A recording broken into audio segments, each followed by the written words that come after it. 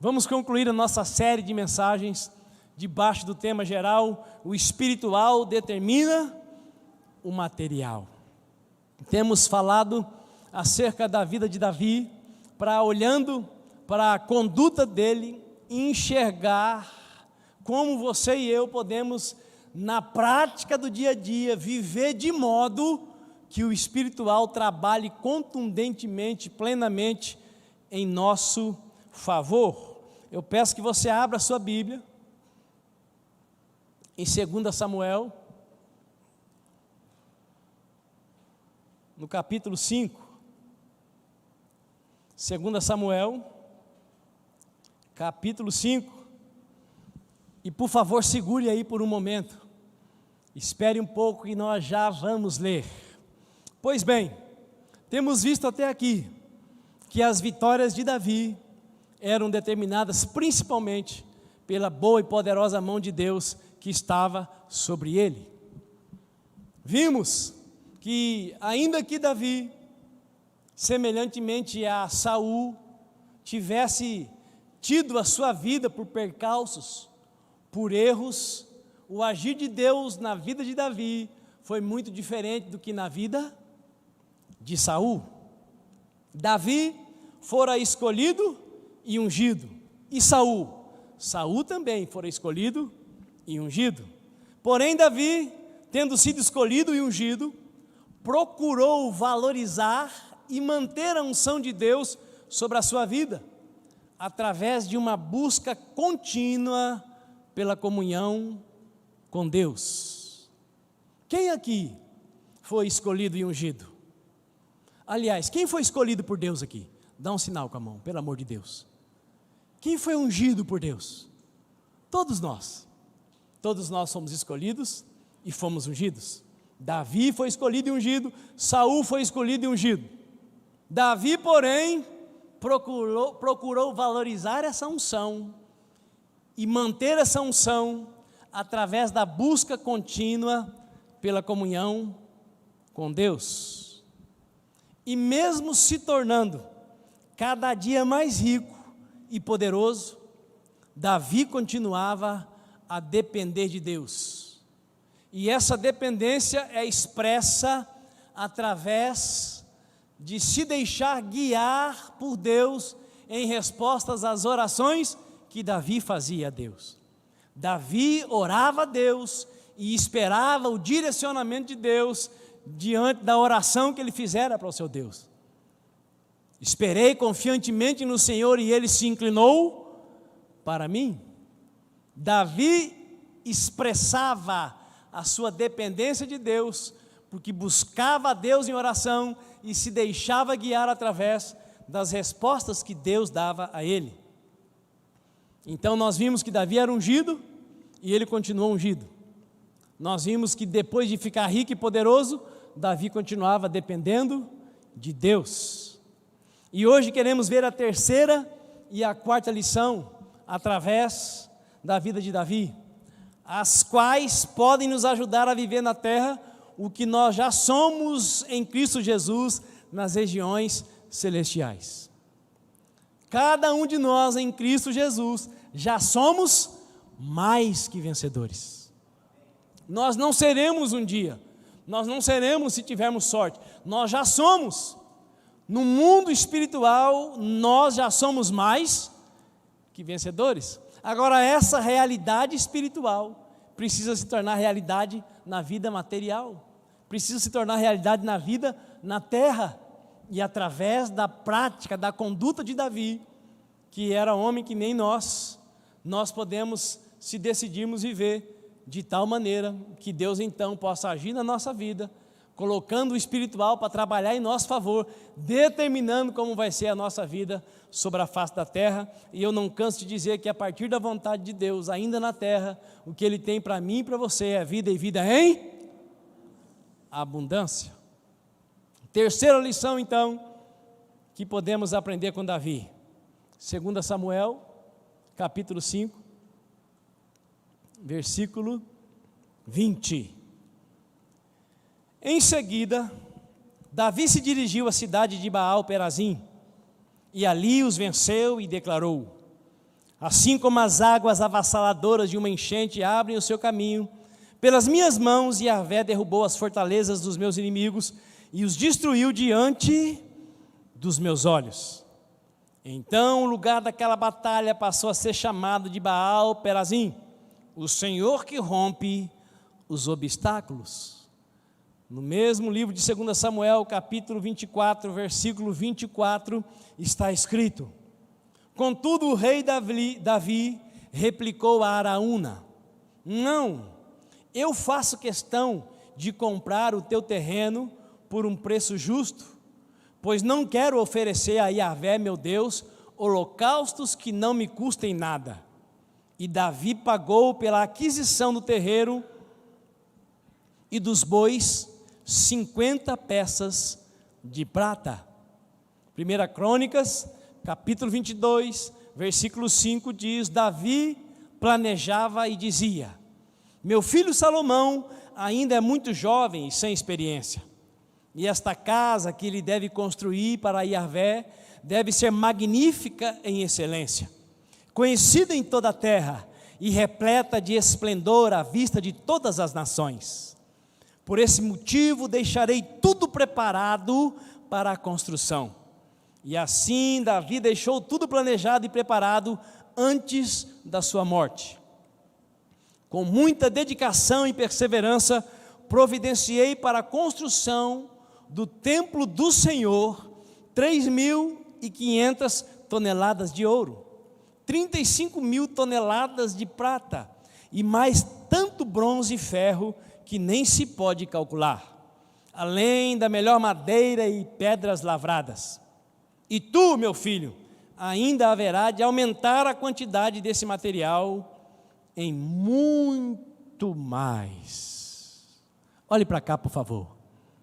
Davi foi escolhido e foi ungido. E ele procurou valorizar essa escolha e essa unção através de uma busca contínua pela presença de Deus. E essa presença de Deus garantiu para ele ser um homem de sucesso em tudo que ele empreendia. E ele então foi ficando mais rico, mais forte, mais poderoso, e mesmo assim ainda consultava a Deus até naquilo que ele já era especialista e o melhor dos melhores. E Davi também honrava a Deus de todo o coração. No primeiro texto sagrado que nós lemos, 2 Samuel 5:20, nós vemos Davi, depois de uma segunda vitória sobre o mesmo povo, os filisteus, proclamar que aquela grande vitória que ele tivera através da luta fora a obra das mãos de Deus. Eu lutei, a espada estava nas minhas mãos, mas quem me garantiu a vitória foi o meu Deus. A intimidade que Davi tinha com Deus fazia com que até nas coisas corriqueiras, que para ele era a prática comum da vida, ele reconhecesse que ele era quem era, que ele fazia o que ele fazia, graças a Deus. A minha intimidade com Deus faz com que eu entenda, reconheça e admita que acordar a cada dia é uma dádiva do Criador. O ar que eu respiro gratuitamente é uma dádiva do Criador. O trabalho que eu desenvolvo é uma dádiva do Criador. O dinheiro que eu ganho com o suor do meu rosto é uma dádiva do meu Criador. Davi demonstrava honra a Deus também aplicando o melhor de seus recursos na obra de Deus. Veja bem, Davi aplicava o seu melhor na obra de Deus, mas isso não fazia com que ele deixasse de usufruir o melhor para a sua vida. Tanto é que quando ele conclui que precisava construir um templo, é porque ele estava morando numa casa muito maravilhosa, num palácio muito maravilhoso, e a tenda da presença morava, a arca da presença habitava numa tenda. Então eu vou construir para Deus um palácio, um templo muito melhor do que esse que eu moro. E Davi animou-se a fazer isso, falou com Deus, falou com o profeta, e Deus disse: você não vai fazer, porque as suas mãos estão manchadas. quem vai fazer o que você quer fazer é o seu filho. Davi poderia ter ficado chateadinho com Deus. Davi poderia ter ficado bicudo, tudo bem, se é meu filho que vai fazer, ele que se vire, ele que dê um jeito, ele que se esforce. Mas Davi honrava a Deus, não só com as suas palavras, Davi honrava a Deus também com os seus bens. Diga para o seu vizinho, Davi honrava a Deus, também com os seus bens. O texto sagrado que nós lemos, diz que só em ouro, ele deixou preparado 3.500 toneladas. Irmãos, é muito fácil com os lábios dizer que eu honro a Deus, mas com a prática do dia a dia fica um pouco mais difícil.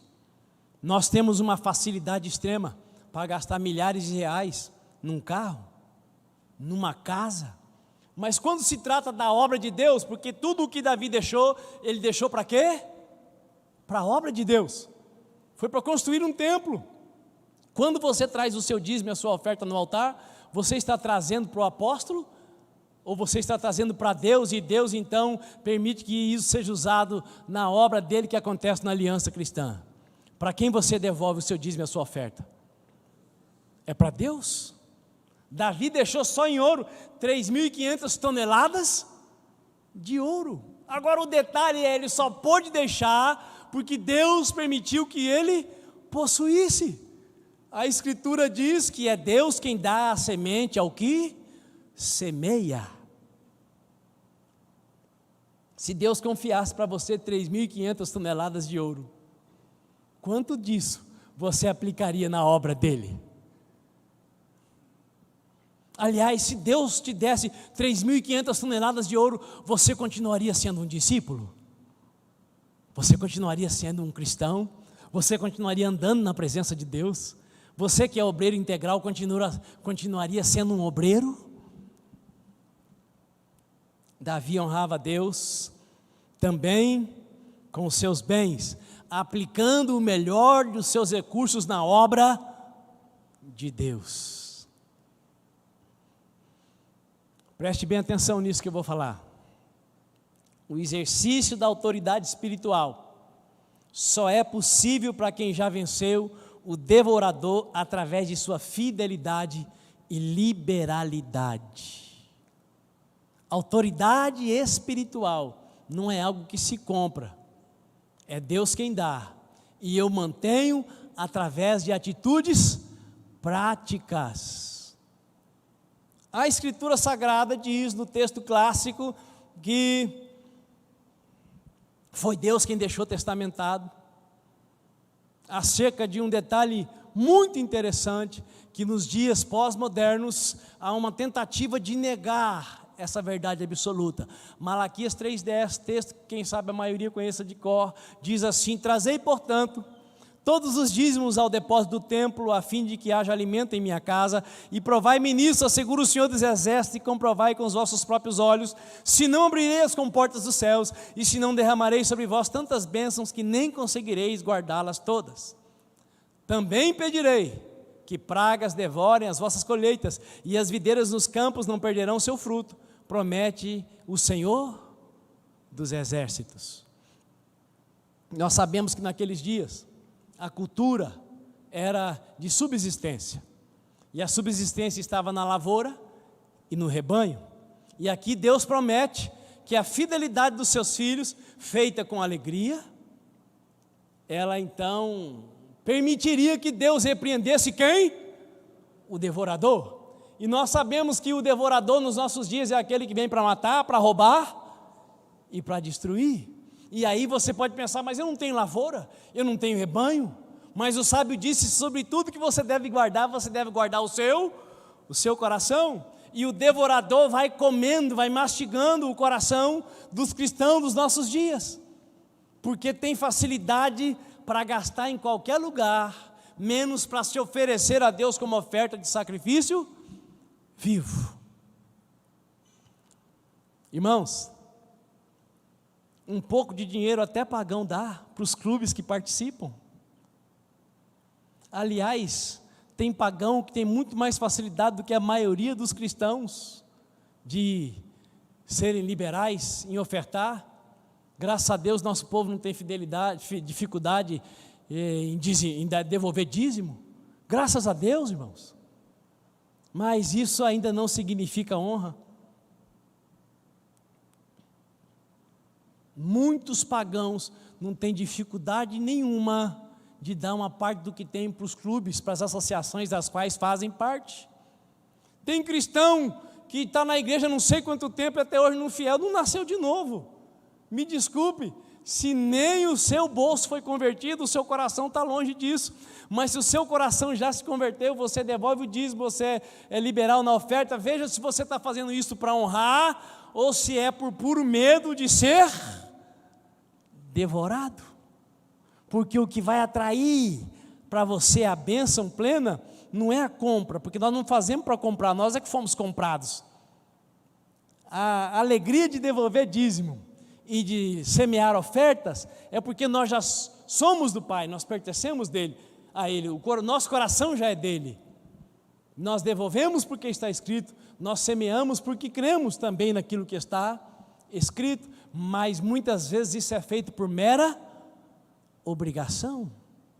E quando é feito por obrigação, quando não é de todo o coração, eu tenho mais prazer numa calça, num carro, numa casa, do que em abençoar a obra de Deus. Quem está me entendendo dá um sinalzinho assim.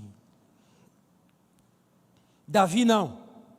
Davi honrava a Deus com os seus bens. Tudo bem, quem manda é o Senhor. Se o Senhor disse que eu não sou apto para construir o prédio magnífico e sobre modo excelente, o meu filho vai construir. Eu não vou construir, mas eu vou participar. Quem está me entendendo? Davi honrava a Deus. Davi tratava a Deus diferente de Saul. Saul fazia o coloquial, o que todo mundo fazia, e principalmente para inglês ver. Davi não. Davi fazia o que fazia de todo o seu coração. Por isso, diante do seu pecado, que embora pior, aparentemente, moralmente, do que o de Saul, não teve a mesma consequência que teve Saul. O pecado de Saul estava fundamentado na rebeldia. Saul era insubmisso, decididamente desobediente. Davi pecou moralmente. O tipo de pecado que pode acontecer com qualquer um que der bobeira. Momento de bobeira. Estava lá fazendo o que não era para ele fazer, descansando. Ele foi chamado para trabalhar. Estava novo, podia ainda trabalhar. Ficou em casa, olhou para a dona, cobiçou a dona, deitou-se com a dona e se lascou. E o Saul? O Saul era rebelde. Saul nunca estava pronto para obedecer. Saul nunca teve intimidade com Deus. Saul nunca esteve próximo de Deus, porque o rebelde não se aproxima de Deus, a não ser na hora de extrema necessidade. Cuidado, irmão. De repente você é dizimista, você é ofertante, mas seu coração é devorado. O ladrão que veio para matar, para roubar e para destruir, priva você de ter comunhão com Deus. Sabe por quê? Seu coração é rebelde. Ô apóstolo, que palavra é essa? Sim, a Bíblia não diz que nós temos que meditar na palavra de dia e de noite. A Bíblia não diz que nós temos que ir para o lugar secreto e orar. A Bíblia não diz que nós temos que orar sem cessar. Jesus não disse que depois que ele partisse, os discípulos deles iriam jejuar. Se eu não consigo fazer nenhuma dessas coisas, tudo bem que os dias não estão fáceis, está muito difícil, mas se eu nunca consigo, eu sou submisso e obediente, ou eu sou inclinado para rebeldia e para teimosia? Deus precisa da minha oração? Deus precisa da sua oração? Deus precisa que eu leia a palavra dEle? Deus precisa do meu jejum? Não, Deus não precisa da minha oração, da minha leitura e muito menos do meu jejum. Mas eu preciso orar, eu preciso ler e eu preciso jejuar, para eu me alinhar à vontade do meu Pai. E o meu Pai que em Cristo Jesus diz que tudo está consumado. O meu Pai que em Cristo Jesus diz que nas regiões celestiais, eu e você já fomos abençoados com todas as sortes de bênçãos espirituais, possa concretizar na nossa vida tudo que já está pronto e que foi comprado por direito do sacrifício de Cristo na cruz do Calvário para a minha e para a sua vida? Quem entendeu, levanta a mão para o céu e dá um glória. Davi preservou a unção, valorizou a unção e tornou-se um homem incomum e ainda assim independente de Deus. Davi honrava a Deus com os seus bens. A honra faz com que o inimigo, o devorador, o demônio não me prive de ter comunhão com Deus. Quer um exemplo? O crente consegue assistir qualquer série de TV, consegue passar horas no WhatsApp, consegue assistir um jogo da Copa do Mundo com prorrogação e depois vai para os pênaltis. Mas quando se trata de uma prática de oração, ele não tem meia hora de assunto para conversar com Deus. Eu pergunto, está na unção ou está na carne? Está sendo guiado por Deus ou está sendo roubado pelo diabo? Pode azedar se quiser, mas a verdade é uma só. Agora, se eu não fizer nada, eu vou continuar assim? Mas se eu tomar atitudes práticas, eu vou conseguir chegar onde Jesus chegou. Eu vou conseguir estar onde Deus quer que eu esteja. Eu serei quem eu já sou no mundo espiritual, andando na terra, no meio de uma geração pervertida e corrupta. Posso ouvir um amém? Sobre todas as coisas que você deve guardar, guarda o teu coração. Dízimo e oferta é, acima de tudo, fundamento para guardar o coração. Eu não vou dar para Deus algo que seja emprestado. Eu não vou dar para Deus algo que não me custe nada. Eu não vou ser abençoado com o prejuízo do outro. Eu vou dar do que é meu. Foi o que Davi disse para Araúna: não, rei, se o senhor quer o terreno para construir um prédio para Deus, um edifício para Deus, um templo para Deus, se o senhor quer os bois para oferecer um sacrifício queimado para Deus, toma tudo, eu quero participar. E o rei falou: você pode até participar, mas de graça eu não quero o que você tem, porque eu vou oferecer para o meu Deus, e o que eu ofereço para o meu Deus tem que ter um custo para mim, porque na verdade já pertence a Ele. Quem está me entendendo? É diferente de barganhar, irmãos. Devolver dízimo e dar oferta por barganha não honra a Deus. Devolver dízimo, ofertar por gratidão, fazer uma oferta alçada com um propósito, não tem a ver com barganha, tem a ver com eu acredito no meu coração que a minha expressão de dependência do Senhor pode redundar num favor assombrosamente maravilhoso. Quem está entendendo? Para desenhar o que eu acabei de falar, em Atos capítulo 5, nós encontramos a narrativa acerca da postura de um casal da igreja Ultra Power, a igreja primitiva, Ananias e Safira. Diz a Escritura Sagrada que naqueles dias, os membros da igreja de Jerusalém vendiam as suas propriedades e depositavam tudo aos pés dos apóstolos. E o casal Ananias e Safira chegaram à conclusão que não podiam ficar para trás. Então, eles decidiram fazer uma grande oferta para a obra de Deus. E eles foram lá, venderam a sua propriedade e entregaram aos pés do apóstolo Pedro. Certamente, irmãos, a oferta que eles deram é maior do que a oferta de qualquer um de nós aqui. Quem sabe a oferta que eles deram supere as nossas ofertas todas juntas no ano inteiro. Porque você imagina, na cidade de Campo Grande, um terreno lá nos Cafundó do Judas. Você sabe onde fica o Cafundó do Judas? É no último bairro da cidade. Um terreno no último bairro da cidade, na periferia hoje, não custa menos do que 80 mil reais. Quem sabe disso? Se o cidadão vende um terreno por 80 mil, e ele dá 10% do terreno, ele dá 8 mil de dízimo, é um valor significativo, sim ou não? Se o cidadão vende o seu terreno e decide dar 40 mil dízimo e oferta, é uma oferta significativa ou não?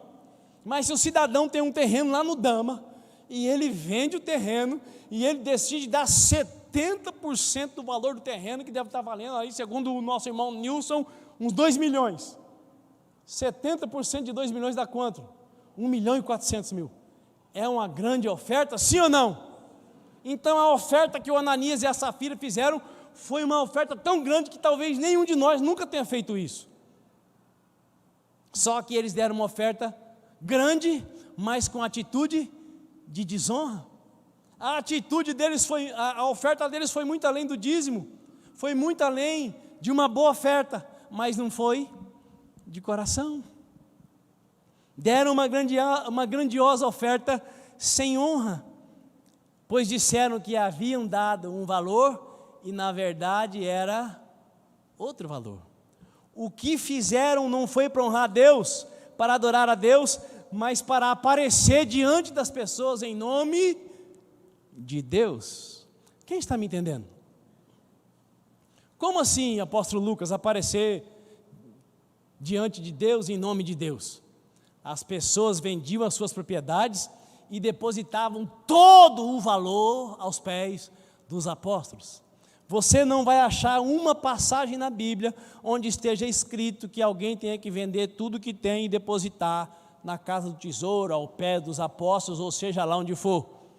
O povo foi movido, alguns por Deus, outros pela emoção, porque acreditava-se que Jesus ia voltar imediatamente. Se Jesus vai voltar imediatamente, para que eu preciso de propriedade? Eu vou vender. Vou vender e vou ofertar para o povo de outras cidades continuar em Jerusalém, para que do mesmo jeito que Jesus subiu, nós enxerguemos Ele voltando. Então ninguém foi desafiado a dar o seu tudo. Cutuque seu vizinho e pergunta: você está entendendo? Quem fez o que fez de coração. Era necessidade do momento, que nem aquele menino que deu 5 pães e os 3 peixes. Ele não foi obrigado a dar. Jesus não pregou um sermão sobre contribuição. Jesus não disse para ele: eis que te digo, se deres 5 pães e 3 peixes, terás uma mansão no paraíso. Não, foi espontâneo. Agora, o que aconteceu com Ananias e Safira? Todo mundo está fazendo, nós também precisamos fazer. O apóstolo Pedro disse assim: Ananias, se você tivesse vendido a sua propriedade e tivesse dito: olha, eu estou dando aqui 1/4 do valor da minha propriedade, teria algum problema, Ananias? Nenhum, Ananias, mas o seu problema é que você está mentindo para o Espírito Santo. A pior coisa que tem é mentir para o Espírito Santo. No caso de Ananias, ele teve a felicidade de morrer. Agora nós continuamos vivos, enganados, achando que estamos honrando a Deus, como muitas vezes estamos barganhando. Porque a primeira oferta é a maior que Deus quer. Qual que é? A minha vida. E quando a minha vida é dele, eu não tenho dificuldade de oferecer nada do que eu possuo para ele. Porque quando a minha vida já é dele, eu tenho a consciência de que não tem como enganá-lo. Eu tenho a consciência de que ele me suprirá e não deixará que nada me falte. Eu tenho a consciência de que ele não precisa que eu negocie, ele precisa apenas que eu obedeça.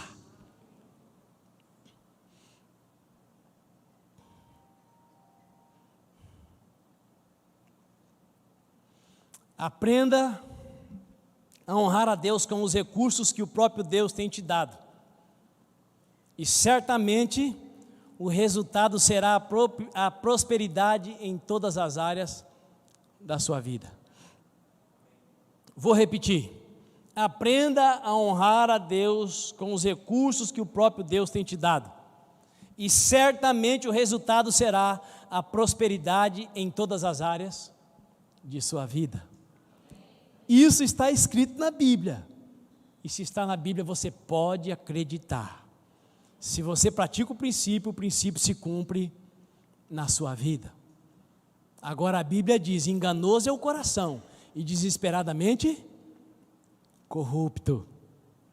Provérbios 3:9 diz assim: honra o Senhor com os teus bens e com as primícias de todos os teus rendimentos, e se encherão com fartura os teus celeiros. assim como transbordarão de vinho os teus reservatórios. O que essa palavra diz, meu irmão? O que essa palavra diz, minha irmã? Que se você honrar a Deus, Deus vai te honrar. Em que área da sua vida? Todas. Em que área Deus vai te fazer próspero? Em todas. Deus sabe da minha e da sua necessidade. Deus sabe para o que Ele nos criou. Repita comigo: Davi honrava a Deus de todo o seu coração. Davi honrava a Deus de todo o seu coração, não apenas com palavras, mas também oferecendo a Deus os seus bens. E eu quero repetir mais uma vez: o maior sonho de Davi, o maior anseio de Davi, era construir para Deus um prédio, um templo magnífico. Deus disse não para ele. E o que ele disse para Deus? Tudo bem. Quem tem intimidade com Deus sabe aceitar o sim e também o não. Quem tem intimidade com Deus, quando recebe o não, faz questão de continuar honrando a Deus. Tudo bem, eu não vou construir, mas eu vou pagar o preço dessa obra. Esse era o rei Davi. Como o rei Davi, quero te louvar, minha alma canta a ti, Senhor, em adoração. Quem já ouviu essa? Pastor Sóstenes, lá de Belo Horizonte, que compôs e que canta esse hino. Vale a pena você colocar no YouTube. Lindo demais. Davi adorava a Deus com a sua alma, porque ele adorava a Deus com a sua vida, com o seu tudo. Irmãos, uma coisa muito interessante. Muito interessante. Sempre que eu estou aqui no momento do dízimo da oferta, eu desço para tentar ensinar as crianças a, na hora da oração, fazer assim com as mãos. Mas sabe onde elas deveriam ser treinadas? Em casa. Agora as crianças participam do momento do louvor. Sabe onde elas precisam ser ensinadas que esse momento é para Deus? Em casa. Ah, mas elas não param. Param. Se elas param diante de um celular, que deixam elas tão agitadas quanto você e eu, elas também conseguem parar na presença de Deus, se elas forem ensinadas. Mas elas só serão ensinadas numa casa onde Deus é honrado de todo o coração. Por exemplo, eu vou expor a minha filha, ela está sentada lá no fundo. Ela fica brava comigo. Mas meus filhos são ensinados em casa, que na hora do culto não é hora de conversar. Na hora da pregação, então, é hora de ficar concentrado no que Deus está falando, porque isso pode salvar a minha vida da perdição. O filho dos outros eu não exponho, a não ser que abuse, mas os meus eu exponho. Então minha filha está branca agora, está pálida, mas se funcionar com ela como funcionou com João Lucas, eu vou ouvir as pessoas dizendo: seu filho é um milagre de Deus. Os que falavam que ele ia ser demônio, hoje estão falando que ele é um profeta. Quem está me entendendo? Irmãos, nós precisamos aprender a honrar a Deus, e nós honramos a Deus fazendo a nossa parte, sendo exemplo para os outros. Quem está me entendendo? Siga o exemplo de Davi. Davi honrava a Deus com os seus bens. Quarta e última lição, e caminhando para o final. Davi obedecia, mesmo quando o inusitado o aguardava. Davi obedecia, mesmo quando o inusitado o aguardava.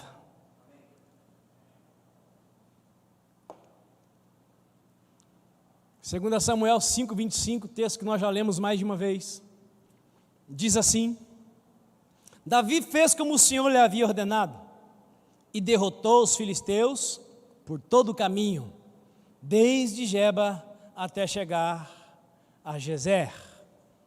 Vale a pena lembrar que ele já tinha derrotado uma parte desse exército uma vez, e em seguida ele foi para a batalha mais uma vez, e mesmo tendo vencido na primeira, para ir segunda vez para a batalha, o que Davi fizera antes? Consultar a Deus, perguntar para Deus: eu devo ir? E a resposta de Deus foi essa aqui: quando ouvires um ruído de passos sobre os pés de Amora, saia rapidamente, pois esse será o sinal de que o teu Deus saiu à frente para ferir o exército filisteu. Olha o absurdo, Davi orou mais uma vez, segunda vez, e na segunda vez, Deus falou: ao invés de você ir no fronte da batalha, vá pela retaguarda, mas só ataque quando você ouvir por cima dos pés de Amora, barulho de passos. Esses passos são o sinal de que eu saí à frente, para te dar a vitória. O que Davi fez? Fez o que Deus falou que ele tinha que fazer. Agora pense comigo, não é um absurdo? Vou atacar pela retaguarda, e a minha vitória virá porque eu vou ouvir gente andando em cima de pé de Amora? Pergunta para o seu vizinho aí, isso tem lógica? Lógica zero. Mas quem foi que falou com Davi? Deus. Davi obedeceu, e naquele dia acabou com o exército dos filisteus, derrotou os filisteus de uma cidade até a outra. Davi obedecia a Deus mesmo quando o inusitado o aguardava. E aí eu quero dizer para você que não adianta fazer curso de Bíblia se eu não estiver decidido a aprender e colocar em prática, porque quanto mais eu sei, mais Deus espera que eu pratique.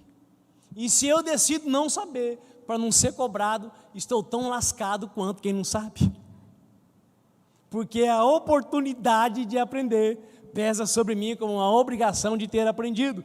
Quem me entendeu, levanta a mão para o céu e dá um glória a Deus. Deus nos dá a oportunidade, irmãos, e nós não devemos perder nenhuma delas.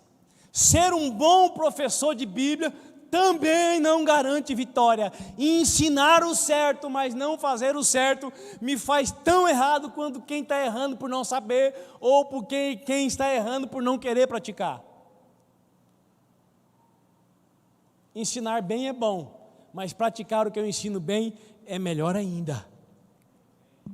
Porque vitória no mundo espiritual é só para quem obedece o que já aprendeu, é para quem se torna praticante da palavra. E aí, irmãos, entra um ponto importantíssimo, preste muita atenção. Sabe por que Davi tinha facilidade de obedecer a Deus? Porque a primeira autoridade a quem Davi prestava obediência absoluta era para quem? Para o seu pai. Na visita que o profeta faz à casa de Davi, fica claro que Davi era tratado diferente dos irmãos, tanto que ele nem foi chamado para o almoço, tanto que quando o profeta pergunta: tem mais algum filho? Tem sim, o caçula, está lá no mato.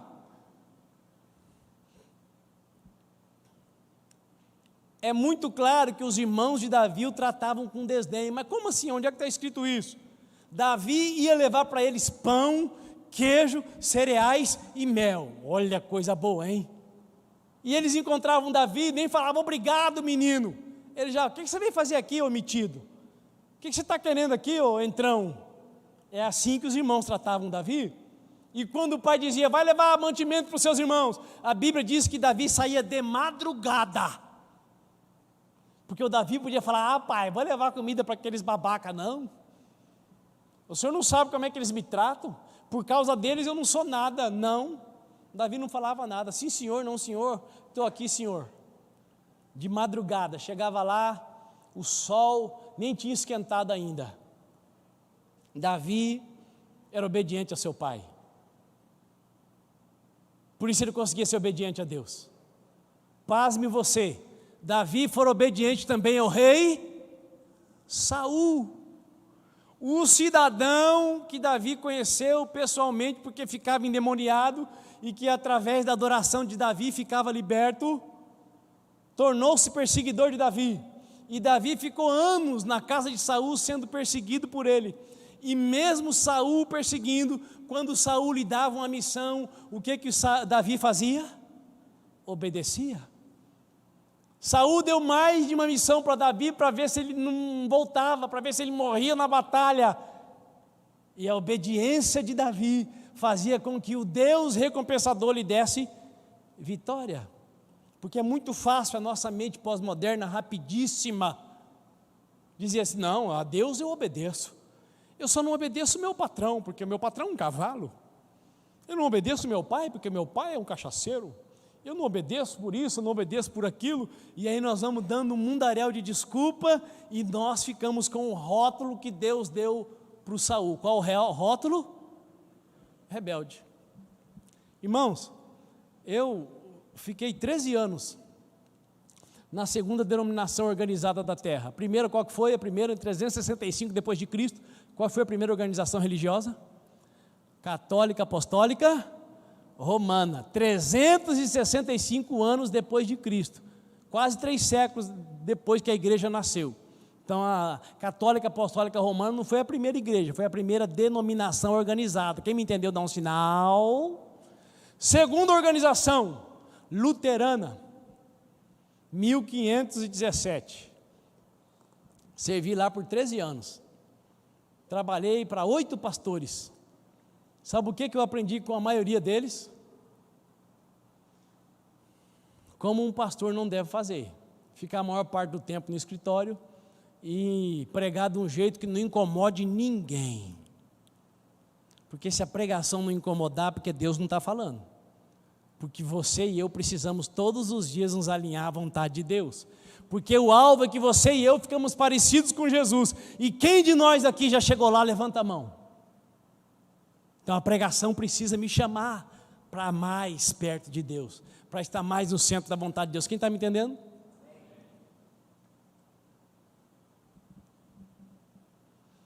Eu aprendi com esses pastores que a gente deve pagar as contas, que a nossa vida deve ser toda organizada, mas como ser pastor eu não aprendi com eles não. Mas sabe quantas vezes alguém ouviu da minha boca uma crítica sobre qualquer um dos meus pastores? Sabe quantas? O mesmo tanto de vezes que você vê Davi falando de Saul. Quantas vezes na Bíblia você vê Davi criticando a Saul? Quantas? Nenhuma! E aí quando Davi erra grosseiramente, e ele teria que morrer pela lei de Deus, Deus manda o profeta dizer para ele, Deus te perdoou, você não vai morrer. O preço vai ser alto, mas você será poupado. Quem está me entendendo? A obediência, meu irmão e minha irmã, traz recompensa. E ela traz recompensa, não a mera recompensa pelo ato praticado, ela traz recompensa principalmente quando você merece o fogo e Deus te dá a compaixão e a misericórdia. Porque Deus não nos trata por um momento, Deus vai escrevendo conosco uma história. Concluindo, vale a pena você abrir e ler junto comigo, Tiago, capítulo 1, versículo 22, texto muito conhecido.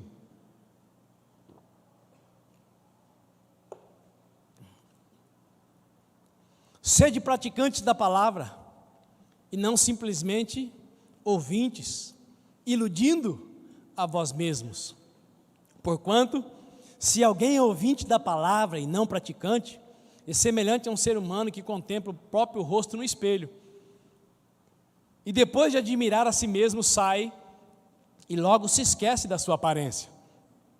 Porém, a pessoa que observa atentamente a lei perfeita, a lei da liberdade, e nela persevera, não sendo ouvinte negligente, mas praticante zeloso, será muito feliz em tudo o que empreender. Olhe para cá, por favor. O que a obediência à palavra vai promover na sua vida? Muita felicidade. Verdadeiramente feliz será aquele que obedece, que pratica a palavra.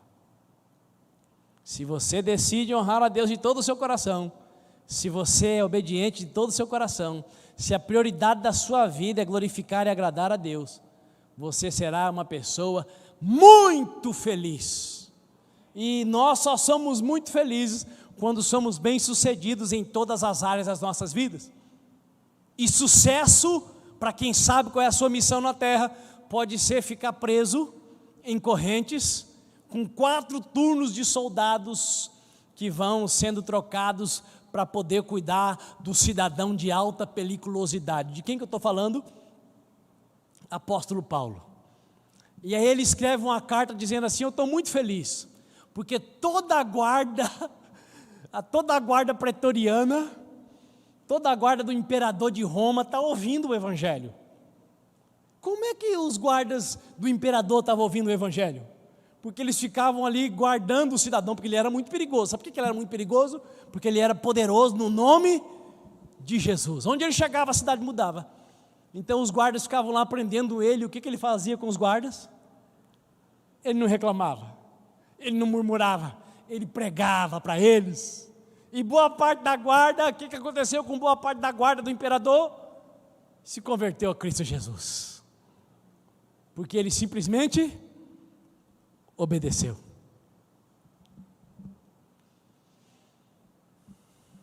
Anota aí, para não esquecer. O diabo não respeita o conhecedor da palavra. O diabo não respeita quem conhece Bíblia. O diabo não respeita quem é simpatizante da palavra. O diabo só teme os obedientes. Só os que obedecem podem contar com o respaldo do mundo espiritual que determina o material. Quer saber se você está alinhado a Deus ou não? É simples. Olha, a vizinha do apartamento de cima está endemoniada, está quebrando tudo. E me disseram que você é crente, vamos lá. É porque você não é praticante. Se você for praticante, o vizinho de baixo, o vizinho de cima ficou endemoniado, alguém chamar você, você vai perguntar: não tem alguém para ir na minha frente? Tem alguém querendo ir no meu lugar? Não tem, então deixa comigo. Quem me entendeu? Quando você é praticante, você sempre dá a honra para o outro. Você não precisa de que ninguém te honre, de que ninguém te paparique, de que ninguém puxe seu saco, porque você já sabe quem você é.